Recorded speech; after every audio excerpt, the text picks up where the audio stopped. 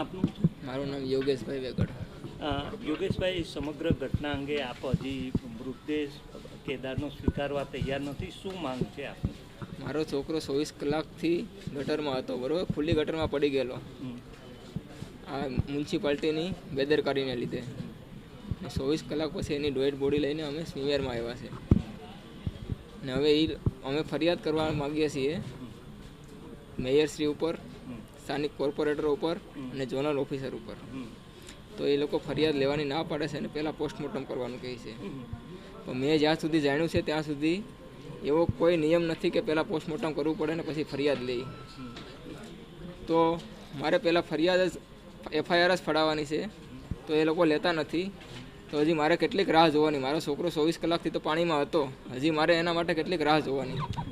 ફરિયાદ નહીં થાય ત્યાં સુધી આપ મૃતદેહ નહીં સ્વીકારો? નહીં, અમારો છોકરો 24 કલાકથી તો અંદર હતો જ.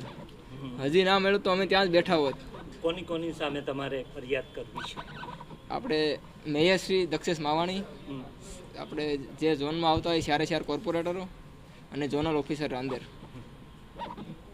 ત્રણે ત્રણ ઉપર FIR થશે પછી જ અમે મૃતદેહ સ્વીકારશું.